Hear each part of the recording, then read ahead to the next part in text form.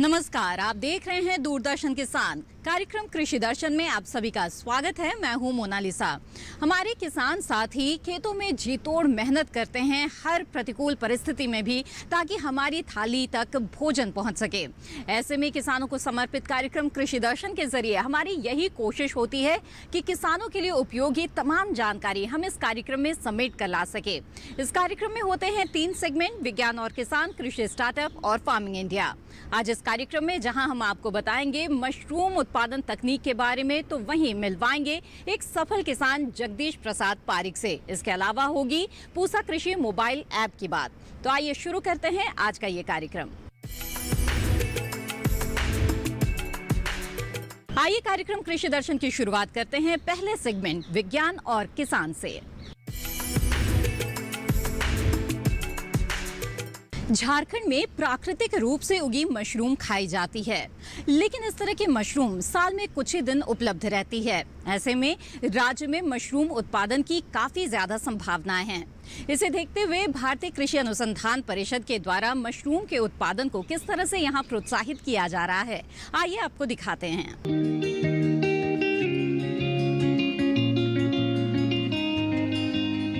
झारखंड के 84% किसान छोटे और सीमांत हैं। कम जोत की वजह से खेती करना इनके लिए बहुत ज्यादा फायदे का सौदा नहीं है। ऐसे किसानों के लिए बेहतर होगा कि कम जमीन में ज्यादा कमाई वाली फसलें उगाएं। मशरूम की खेती ऐसी ही है। एक कमरे में मशरूम उगाकर अच्छी कमाई की जा सकती है। झारखंड, जहां पहले से ही प्राकृतिक रूप से उगी मशरूम खाने का चलन है, इसकी खेती के लिए एकदम उपयुक्त जगह है। झारखंड में धान बड़े पैमाने पर उगाया जाता है।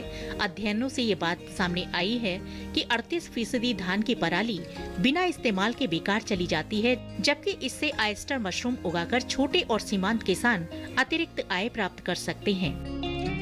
इसी बात को ध्यान में रखते हुए पर्वतीय और पठारी क्षेत्रों के लिए कृषि प्रणाली अनुसंधान केंद्र यहाँ मशरूम की खेती को प्रोत्साहित करने की कोशिश कर रहा है। ये केंद्र ICAR के अंतर्गत ही काम करता है। इस केंद्र ने रांची के आसपास 3 गांव ऑयस्टर मशरूम के लिए गोद लिए और मशरूम की खेती का प्रदर्शन किया। ये प्रदर्शन जैव प्रौद्योगिकी विभाग की ओर से चलाए जा रहे बायोटेक किसान हब परियोजना का हिस्सा था। 2019 में जब ये परियोजना शुरू की गई, तब तीनों गांवों में किसानों की औसत कृषि आय 1,70,000 रुपए सालाना थी। कृषि प्रणाली अनुसंधान केंद्र ने तीनों गांवों में किसानों को मशरूम की खेती का प्रशिक्षण दिया। 2019 में प्रशिक्षण के बाद सरवाल गांव के 57 किसानों ने ऑयस्टर मशरूम की खेती शुरू की। शुरुआत में 3,081 किलो मशरूम का उत्पादन हुआ और किसानों को 3,96,000 से भी ज्यादा आमदनी हुई। इस कामयाबी के बाद अगले साल सरवाल गांव में ऑयस्टर मशरूम उगाने वालों की संख्या 88 तक जा पहुंची और उत्पादन रहा 7.7 टन यानी 77,000 किलो। इस कामयाबी से खुश होकर गांव की महिला किसानों ने एक समूह बनाया, जिसका नाम था सरवाल आजीविका महिला मशरूम उत्पादक संघ। इसके अलावा कई ऐसे समूह भी वजूद में आए जिनकी दिलचस्पी ताज़ा मशरूम का मूल्यवर्धन में थी। खासतौर से वो पाउडर, ड्राई मशरूम और अचार बनाकर बेचने लगे। स्थानीय बाजारों में इन उत्पादों की ठीक ठाक कीमत मिल गई। बसंती देवी कुछ दिन पहले तक दैनिक मजदूर के तौर पर काम करती थी और छोटी सी दुकान भी चलाती थी। इससे उन्हें 24,750 रुपए की औसत आय होती थी। जब प्रशिक्षण के बाद इन्होंने घर के ही खाली कमरे में मशरूम की खेती की, तो आमदनी 43,200 रुपए तक जा पहुंची। इसी तरह छरिया लाकड़ा अपनी छोटी सी जमीन पर धान और वर्षा आधारित दूसरी फसलें उगाकर साल औसतन 49,500 रुपए कमा रही थीं। मशरूम से उनकी आमदनी 94,500 रुपए तक जा पहुंची। कार्यक्रम कृषि दर्शन में आइए आगे बढ़ते हैं और जानते हैं अक्टूबर माह में उद्यान में किए जाने वाले कृषि कार्यों के बारे में।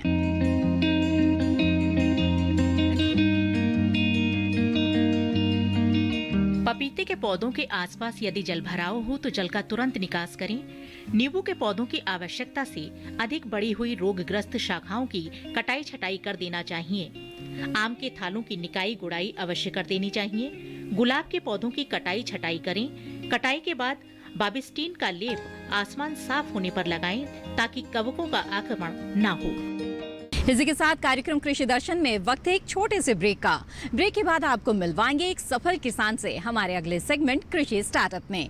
आप बने रहें दूरदर्शन किसान पर।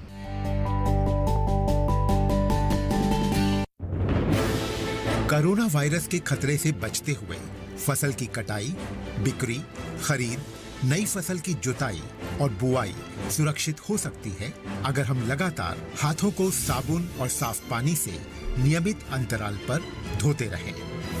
नाक, मुंह को मास्क, गमछे या कपड़े से ढक कर रखें।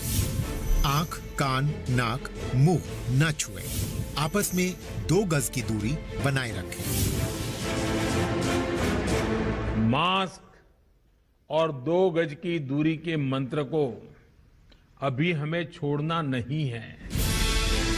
फसलों की बुवाई एवं कटाई करते समय आपस में कम से कम 2 गज की दूरी बनाए रखें। फसल की कटाई करने के बाद छोटे छोटे ढेरों में इकट्ठा करें। कृषि के औजारों की समय समय पर सफाई करें। एक दूसरे के साथ औजारों की अदला बदली न करें। श्रमिकों के शौचालयों और हाथ धोने की जगह की ठीक से सफाई जरूरी है। बुआई, कटाई एवं मड़ाई के दौरान इस बात का ध्यान रखें कि इन स्थानों के आसपास कोई थूके नहीं। कंबाइन, हार्वेस्टर, थ्रेशर, जुताई और बुआई की मशीनों को इस्तेमाल से पहले साफ करें। मशीनों के इस्तेमाल से पहले और इस्तेमाल के बाद हाथ साबुन से साफ करें। वाहनों, बोरियों, थैलियों और पैकिंग के दूसरे सामान की साफ सफाई पर भी खास ध्यान दें। खरीद केंद्र पर आने से पहले किसानों एवं श्रमिकों की जांच। खरीद केंद्रों पर भीड़ न लगाएं एवं किसानों को बारी बारी से बुलाएं। गोदामों पर खरीदी हुई फसल को लेने में शीघ्रता करें ताकि किसानों एवं श्रमिकों को रुकना ना पड़े। कोरोना के खतरे से बचाव और अधिक जानकारी के लिए आरोग्य सेतु ऐप डाउनलोड करें। देश में खाद्य सुरक्षा के ये सिपाही भोजन की निरंतर उपलब्धता को सुनिश्चित करते हैं। किसान स्वस्थ रहें तभी हम कोरोना वायरस से जीत पाएंगे, आगे बढ़ पाएंगे। किसान सबल, देश प्रबल।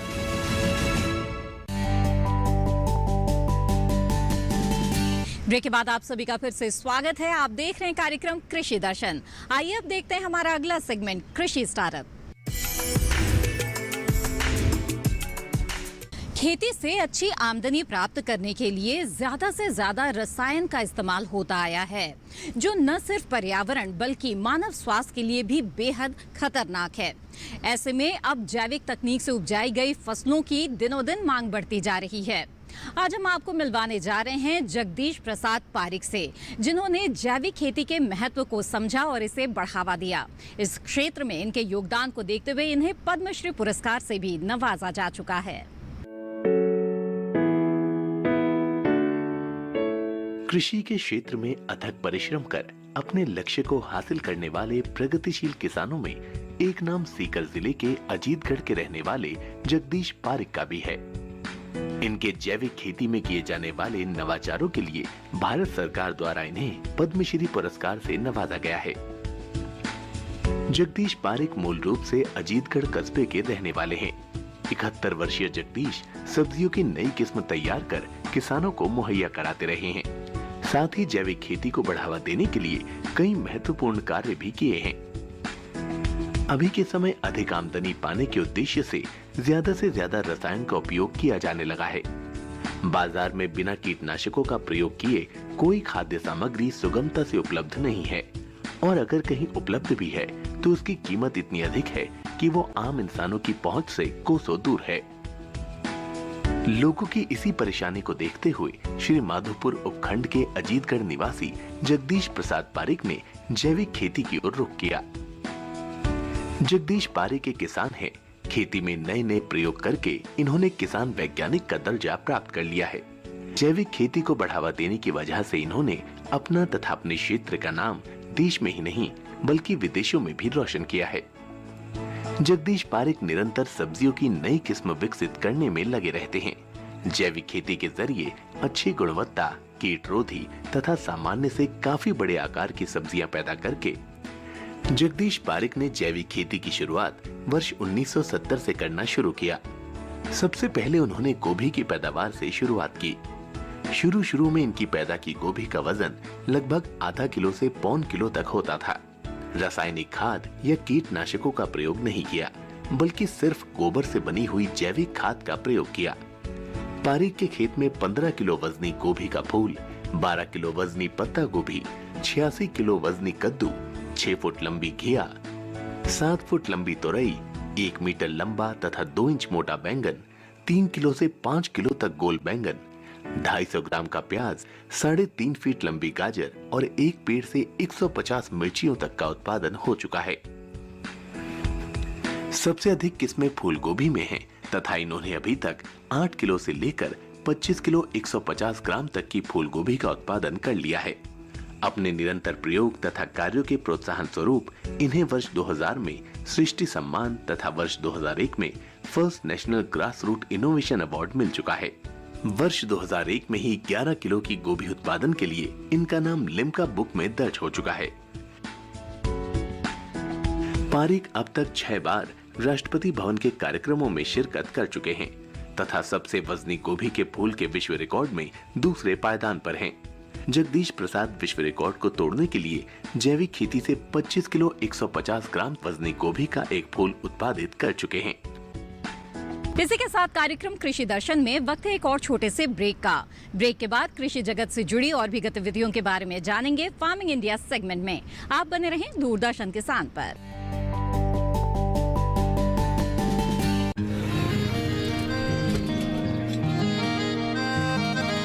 क्या बात है भाई, आजकल तो काफी खुश नजर आ रहे हो। क्यों ना हो, अब मैं ऑर्गेनिक खेती जो कर रहा हूँ ये पूरा प्राकृतिक है, ऑर्गेनिक है। इसमें हमारे खेत, हमारी फसल और हमारी जेब सब फायदे में होते हैं और इसमें लागत भी कम है।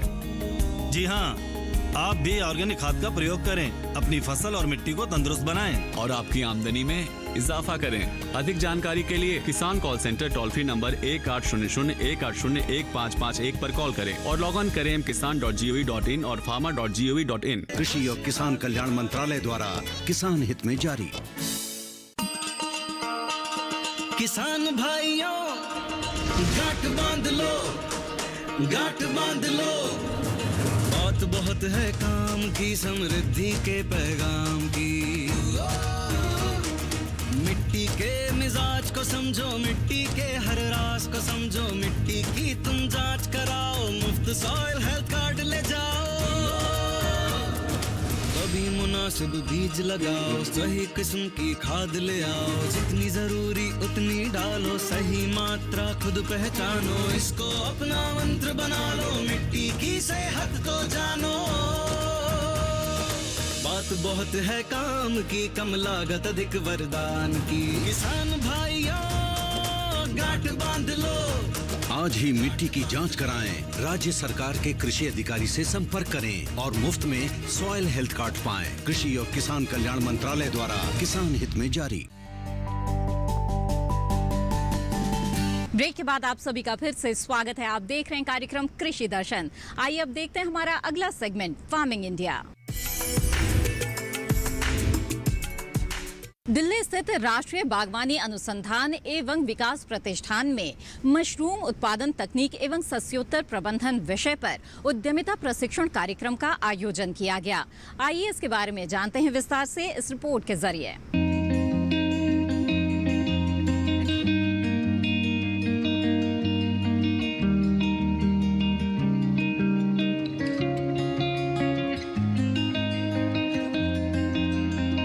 जी NHRDF 2003 से मशरूम कल्टीवेशन के बारे में ट्रेनिंग प्रोग्राम्स करता रहा है और कई हज़ार ट्रेनीज़ अब तक सीखकर यहाँ से और अपना अपना व्यवसाय शुरू कर चुके हैं। तो आज की इस कार्यक्रम में ट्रेनीज़ का जो फीडबैक रहा वो काफ़ी उत्साहवर्धक है कि 5 दिन के प्रशिक्षण के बाद सभी कॉन्फिडेंट फील कर रहे हैं कि वो अपना व्यवसाय शुरू कर पाएंगे, अपना मशरूम कल्टीवेशन शुरू कर पाएंगे और NHRDF की हैंड होल्डिंग भी रहेगी अगर उन्हें कोई समस्या आती है। तो मुझे लगता है कि ये बहुत ही उत्साहवर्धक बात है कि आज जितने ट्रेनीज़ यहाँ पर हैं वो सब अलग अलग कोई स्टूडेंट हैं, कोई हाउसवाइफ्स हैं, कुछ व्यवसायी हैं, कुछ प्रोफेशनल्स हैं जो अपने काम के साथ साथ ये करना चाहते हैं, कुछ लोग फुल टाइम खेती ही करना चाहते हैं। तो ये बहुत ही उत्साहवर्धक है कि तरह तरह की रुचि और प्रकृति वाले लोग जो हैं वो इस ट्रेनिंग प्रोग्राम में साथ इकट्ठे हुए और उत्साहवर्धक रूप से ट्रेनिंग लेकर वो जा रहे हैं। तो मुझे लगता है कि बहुत ही अच्छा फीडबैक है। देखिए, मुझे लगता है कि खेती, ये ज़रूर है कि ज़मीन कम हो गई है, लेकिन खेती सिर्फ ज़मीन में हो ये ज़रूरी नहीं है। जैसे मशरूम की खेती जो है वो ज़मीन में नहीं होती है, बहुत थोड़ी सी जगह में भी काफ़ी खेती की जा सकती है। इसी तरह और तकनीक हैं जैसे हाइड्रोपोनिक्स है या वर्टिकल फार्मिंग है।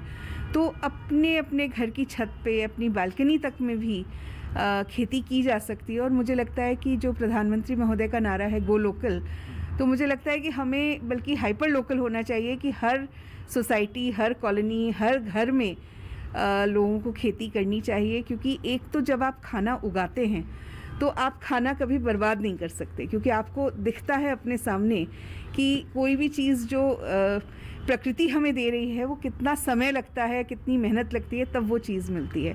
तो मुझे लगता है कि बच्चों में भी ये वैल्यू इनकलकेट करने के लिए कि मतलब किसी भी चीज़ की वेस्टेज ना हो और एक सस्टेनेबल सर्कुलर इकोनॉमी बनाने के लिए और न्यूट्रिशनल डेफिशिएंसी दूर करने के लिए, जिसका भारत में काफ़ी बड़ी ये समस्या है, मुझे लगता है कि हर किसी को खेती सीखनी चाहिए और करनी चाहिए अपने अपने घर में, चाहे थोड़ी सी जगह में करें, एक ही गमले में करें। तो दिल्ली में बहुत सारे रूफटॉप्स हैं, बहुत सारी बिल्डिंग्स हैं जहाँ छतों पर, बालकनीज़ में या सोसाइटी के कॉमन एरियाज़ में खेती की जा सकती है। तो ये ज़रूरी नहीं है कि 4 एकड़ ज़मीन हो तभी आप खेती करें।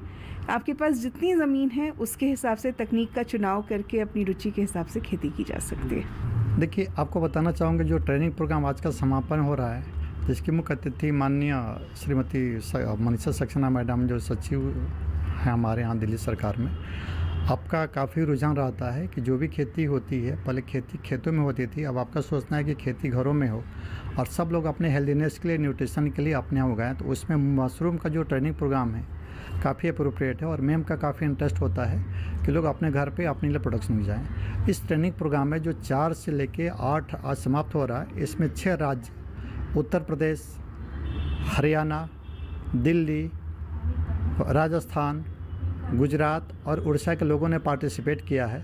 दे कम देयर ऑन, उन्होंने ट्रेनिंग लिया जैसा कि मैम ने बताया। और मेरा भी सोचना कि जितने लोग ट्रेनिंग हैं, लगभग 25 लोग हैं, इसमें 80% सक्सेस रेट रहेगा हमारा। और अभी तक हम लोगों ने 1000 लोगों को ट्रेनिंग दे दिया, मोर देन 1000 लोगों को। उन्होंने अपना बिजनेस भी सेटल कर लिया और आगे आने वाले दिनों में मशरूम का भविष्य है, क्योंकि विटामिन डी एक ऐसा विटामिन है जो कि केवल मशरूम में प्राकृतिक रूप से मिलता है और किसी में नहीं मिलता। यह सूरज की रोशनी से मिलता है और आजकल शहरीकरण होते हुए यहाँ पे सूरज की रोशनी की काफ़ी कमी है, सबको मिल पाता है। तो आने वाले दिनों में मशरूम का काफ़ी योगदान है, स्वास्थ्य के लिए भी, देश के आर्थिक स्वास्थ्य के लिए भी है और समाज के लिए भी। मैं Subhash Chandra Tiwari, senior technical officer NHRDF Janakpuri Nai Delhi. यह मशरूम उत्पादन प्रशिक्षण कार्यक्रम 4 अक्टूबर से लेकर 8 अक्टूबर तक किया गया, जिसमें अलग अलग राज्यों से बहुत सारे किसानों और स्टूडेंट प्लस कुछ अलग अलग प्रोफेशनल लोग इसको अटेंड किया। इस ट्रेनिंग प्रोग्राम में लोगों को हमने बटन मशरूम, ऑयस्टर मशरूम और अलग अलग प्रजातियों के बारे में उनको विस्तार से बताया गया और इसमें वो मशरूम की खेती कैसे करेंगे इसको विस्तार से इनको हमने समझाया है और कैसे कंपोस्ट बनाते हैं, कैसे उसको केसिंग सॉइल कैसे बनाएंगे और जो क्रॉप मैनेजमेंट है उसको कैसे करेंगे, पूरे विस्तार रूप से उनको समझाया गया। मेरा नाम ममता सैनी है, मैं साकेत में रहती हूँ, नई दिल्ली से यही निवास करती हूँ। तो मुझे इस ट्रेनिंग का पता YouTube से चला था और ये पता चला कि जो ये संस्था है वो मशरूम की ट्रेनिंग प्रोवाइड कराती है। मैं बहुत टाइम से अपना मशरूम फार्म लगाने की सोच रही थी, पर उसके बारे में मेरे पास पर्याप्त जानकारी नहीं थी। तो मैं यहाँ पे आई और मिस्टर तिवारी जी ने, जो हमारे पूजनीय गुरु जी हैं, उन्होंने बहुत अच्छी तरीके से हमें इसके बारे में समझाया है, अच्छे से बताया है। प्रैक्टिकल और थ्योरिकल जो भी ट्रेनिंग है उन्होंने अच्छे से दी है और मैं काफ़ी संतुष्ट हूँ इस संस्था से कि वो बहुत ज़्यादा फोकस करती है सिखाने में और प्रैक्टिकल दिखाने में भी। तो मेरा ओवरऑल एक्सपीरियंस अच्छा रहा है, तो मैं यहाँ से जाके थोड़ा और एजुकेशन तिवारी जी की हेल्प से इकट्ठा करके मैं अपना फार्म लगाना चाहती हूँ। और साथ ही मैं ये कहना चाहती हूँ कि ये सिर्फ फार्मिंग के लिए नहीं है कि आप फार्म लगाएं, आपको पता होना चाहिए कि मशरूम की न्यूट्रिशन वैल्यू क्या है, उसे कैसे खाने में शामिल करके आप अपनी जो हेल्थ को अच्छा रख सकते हैं, अपने बच्चों की हेल्थ को अच्छा रख सकते हैं और दूसरे लोगों को इसके बारे में शिक्षित करके, जागरूक करके अपने इस एग्रीकल्चर जो हमारा कृषि प्रधान देश है उसको कैसे और सशक्त बनाया जा सकता है, उसमें आपकी भूमिका होनी चाहिए। और इसके लिए कोई ज़रूरी नहीं है कि आप एक किसान हो या किसान का आपका पीछे बैकग्राउंड हो, आप प्रोफेशनल हो चाहे किसी भी वर्ग से संबंधित रखते हो, हमें पता होना चाहिए कि जो हमारी प्रकृति है, जो एग्रीकल्चर है वो हमारे लिए कितनी ज़रूरी है, उसकी रिस्पेक्ट भी ज़रूरी है। और महिलाओं से अनुरोध है, क्योंकि ऐसा मेरा खुद का अनुभव कहता है कि जो चीज़ महिलाएं कर लेती हैं वो अच्छे से आप समाज में फैल जाती है। तो जो लोग बेरोज़गार हैं, जो महिलाएं जिनके पास थोड़ा वक्त है और वो करना चाहती हैं मशरूम की खेती, तो उन्हें इसके बारे में जानकारी इस इंस्टीट्यूशन से भी मिल सकती है और जो यहाँ से ट्रेंड हुए हैं उनके द्वारा भी आप जानकारी प्राप्त कर सकते हैं। मेरा नाम रविंद्र कुमार शर्मा है, मैं दिल्ली दिलशाद गार्डन से आया हूँ और ये इस प्रोफेशन के बारे में सुना था, मशरूम के बारे में, तो इसको इंटरनेट से जब सर्च किया तो जो जनकपुरी का संस्थान है और इसमें बड़ी डिटेल में ट्रेनिंग देते हैं, तो तिवारी साहब से कांटेक्ट किया और यहाँ पे रजिस्ट्रेशन हुआ। और जब यहाँ ट्रेनिंग करने के लिए आए तो उन्होंने प्रैक्टिकल और इसका जो टेक्निकल एस्पेक्ट था वो दोनों चीज़ों को समझाया। और ये खाली खेती नहीं, इसको हम एक इंडस्ट्री के रूप में भी कन्वर्ट कर सकते हैं और देश की इकॉनमी में योगदान दे सकते हैं। और फार्मर्स के लिए ये एक अल्टरनेटिव सोर्स ऑफ इनकम है और इस संस्थान का बहुत महत्वपूर्ण योगदान है। और डॉक्टर एस सी तिवारी का विशेष कर सभी जितने भी यहाँ पे ट्रेनिंग लेने आए थे उनको संपूर्ण रूप से इसकी जानकारी दें। नमस्कार, मेरा नाम सिद्धार्थ सिंह है, मैं गुड़गांव में रहने वाला हूँ और मैं एजुकेशन बैकग्राउंड से देखा जाए तो मैं एक कंप्यूटर साइंस इंजीनियर हूँ और पिछले 2 साल मैंने टेलीकॉम इंडस्ट्री में काम किया है। पिछले 1 साल के बाद मैंने रिसर्च की मशरूम ट्रेनिंग के बारे में और मशरूम किस तरह से उगाई जाती है, कौन कौन सी मशरूम की प्रजातियां हैं, कहाँ कहाँ ये उगती हैं, इनको वातावरण कैसा चाहिए, उन सब के बारे में जानकारी ली। पर वो सब जानकारी जो थी वो बिखरी थी। तो मैंने देखा कि इसे इंडिया में भी ग्रो कर सकते हैं। दिल्ली में के आसपास में कई गांव है जहाँ पे ग्रो किया जाता है, बट वहाँ तक मैं जा नहीं सका क्योंकि मैं किसी को जानता नहीं था वहाँ पे। तो मैं NHRDF चला आया और ये मेरा सबसे बढ़िया कदम था यहाँ पे आने का। 5 दिन बिल्कुल व्यर्थ नहीं गए, मुझे बहुत कुछ जानने को मिला। और मेरा आपसे बस यही एक मैसेज है कि आप विश्व के किसी भी कोने में आप NHRDF आएंगे, आपको पूरी सहायता मिलेगी, आपको और पढ़ाया जाएगा इसके बारे में।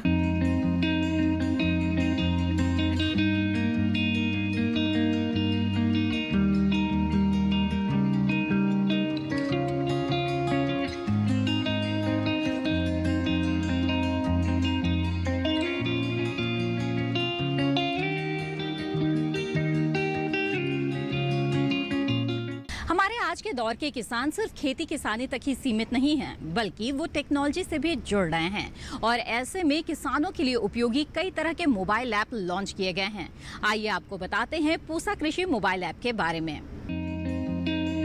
पूसा कृषि ऐप किसानों की कृषि जगत और खेती किसानी से जुड़ी शंकाओं का समाधान करता है। ये ऐप किसानों को मौसम से जुड़ी जानकारी और मौसम के अनुसार खेती संबंधी सलाह प्रदान करता है।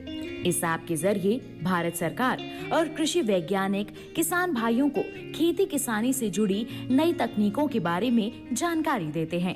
पूसा कृषि मोबाइल ऐप भारतीय कृषि अनुसंधान परिषद द्वारा किसानों के हित में विकसित और लॉन्च किया गया है। इस ऐप के जरिए फसल की नई किस्मों के बारे में, कम संसाधनों में खेती की तकनीक, संरक्षित खेती और समय अनुसार कृषि कार्यों के अलावा कृषि मशीनरी और उनके प्रयोग से संबंधित जानकारी किसानों को मिल रही है। ये था आज का कृषि दर्शन कार्यक्रम। इस कार्यक्रम को अगर आप दोबारा देखना चाहते हैं तो टीवी स्क्रीन पे दिए जा रहे QR कोड को स्कैन करके आप दूरदर्शन किसान के YouTube चैनल पर यह कार्यक्रम दोबारा देख सकते हैं। कृषि दर्शन कार्यक्रम से जुड़े अपने सुझाव आप हमें भेज सकते हैं। हमारा ईमेल आईडी है krishidarshandddk@gmail.com। आप हमें पत्र भी लिख सकते हैं। हमारा पता है कृषि दर्शन, कमरा नंबर 58, CPC, दूरदर्शन, खेलगांव, नई दिल्ली 110049। इसी के साथ कृषि दर्शन की आज की कड़ी में बस इतना ही। फिर हाजिर होंगे लेकर कुछ और खास जानकारियां। तब तक के लिए दीजिए इजाजत। आप बने रहें दूरदर्शन किसान पर। नमस्कार।